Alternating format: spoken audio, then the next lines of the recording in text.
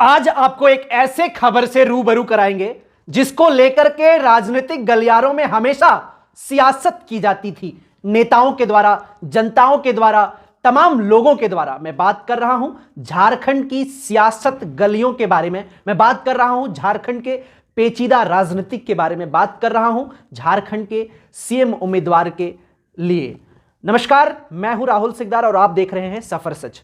आज आपको मैं एक ऐसे खबर से परिचय कराऊंगा जिसको लेकर के तमाम लोगों के द्वारा यह कयास लगाई जाती थी कि एनडीए का उम्मीदवार कौन होगा, इंडिया गठबंधन का उम्मीदवार कौन होगा, अन्य तमाम जितने भी पार्टियां फल फूल रही हैं उनका कौन उम्मीदवार होगा। आज वही सब चीजों को लेकर के, वही सब खबरों को लेकर के मैं आपके सामने प्रस्तुत हुआ हूं। बहुत सारे लोग कहते थे कि बीजेपी में दो गुट है, बीजेपी में दो गुट है। लगातार ये लोगों के द्वारा, चाहे विरोधियों के द्वारा ये कहा जाता था या फिर राजनीतिक महान लोगों के द्वारा कहा जाता था, राजनीतिक के लोगों के द्वारा कहा जाता था कि बीजेपी में दो गुट है। पहली गुट रघुवर दास की है, दूसरी बाबूलाल मरांडी की है। लेकिन कहीं ना कहीं कल रात्रि के जिस तरह से खबर मिल रहा है उसको जानने और सुनने के बाद ये साफ साफ नजर होता है, ये साफ साफ दिखता है कि झारखंड में एनडीए का उम्मीदवार साफ साफ प्रतीत और झलकता हुआ नजर आता है। वो और कोई नहीं, वर्तमान के प्रदेश अध्यक्ष श्री बाबूलाल मरांडी जी होंगे, शायद से बीजेपी के लिए। एकदम इसमें कोई कंफ्यूजन, कोई डाउट नहीं। लेकिन साथ ही साथ इंडिया का भी सवाल, इंडिया गठबंधन का भी सवाल उठता है, अन्य तमाम लोगों के का भी सवाल उठता है कि आखिर इन सब का उम्मीदवार कौन होगा। मैं बात करूंगा सबसे पहले बीजेपी के ही बारे में।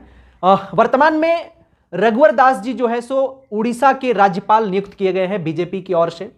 यहीं इंडिया गठबंधन से अगर यदि बात की जाए तो इंडिया गठबंधन जो है वो वर्तमान में जो चेहरा नजर आपको आता है माननीय श्री हेमंत सोरेन जी, शायद वही फिर से दोहराने वाली है।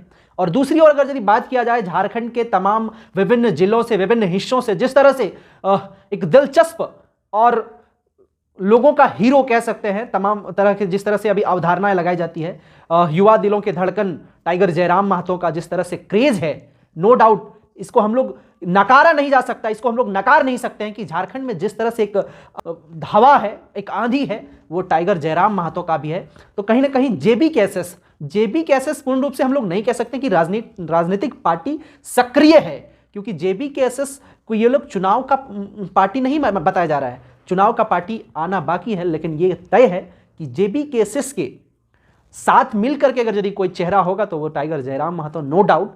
लेकिन साथ ही साथ बीजेपी यानी एनडीए का बात करें तो बाबूलाल मरांडी जी हैं, और दूसरी ओर अगर यदि बात करें इंडिया गठबंधन का तो वर्तमान का ही चेहरा दोहराया जा सकता है, माननीय श्री हेमंत सोरेन जी।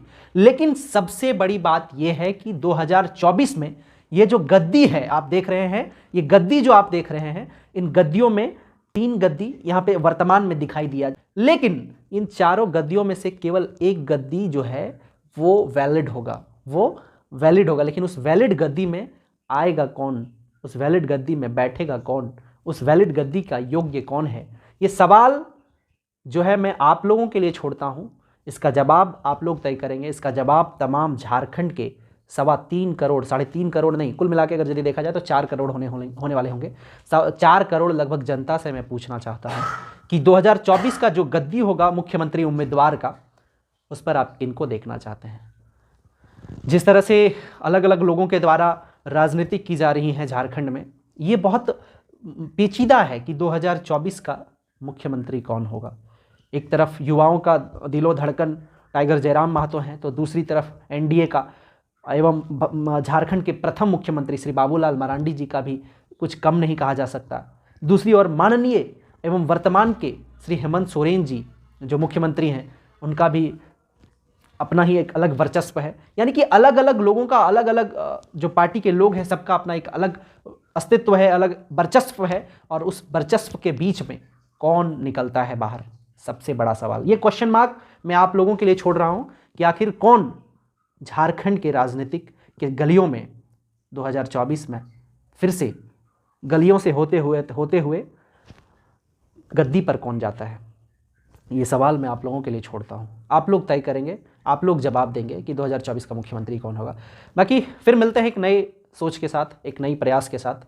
तब तक के लिए हमें दीजिए इजाज़त। नमस्कार, जोहार, जय हिंद।